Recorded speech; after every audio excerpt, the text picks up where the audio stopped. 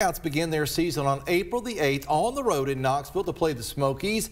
But each day that passes is one more day. A new stadium here is needed in Chattanooga if we want to keep our baseball team. And the city got some bad news Tuesday with a negative recommendation on Senate Bill 2890, a bill that would help offset construction costs with sales tax money from stadium purchases. News 12's Scott Corral is live in the studio with the latest. Scott. The Lookouts began as a franchise back in 1885, one of the longest terms of any Major League sports teams to be in one city. Chattanooga needs just under $21 million from the state to help not only build the Lookouts a new stadium, but to revitalize the South Broad Street area. And that's not sitting well with state officials.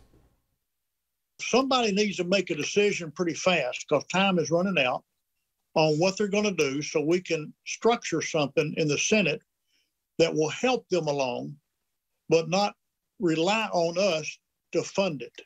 The South Broad Street Revitalization Project, which includes the stadium, housing, green space, and developments for residential and commercial use, is expected to cost $84.5 million. But the first part of it is what the city needs to help get the project started, just under $21 million. Part of that money that you mentioned is a $10 million value on 14 acres of land that hasn't been remediated yet.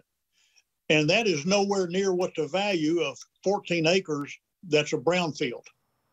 That's an inflated value that the owners of the property are using to justify this money. It's Chattanooga's western gateway, and it's nothing. It's a wreck. There's not folks clamoring over one another to build on this property, and part of the reason is because it needs a little work.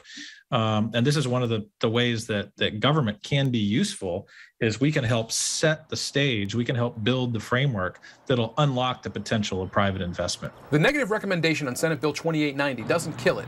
It only says this cannot go forward with how the project is currently structured. Gardenhire says he's willing to work with the city to get this done, but he has to see a better plan first. Mayor Kelly's office believes this is too important to ignore. There was somebody recently who wrote about, well, why are we spending this money on this South Broad revitalization project? We should be spending it on parks. And the answer is this brings in money that we can spend on parks. This brings in money we can spend on homelessness, on workforce development, on housing.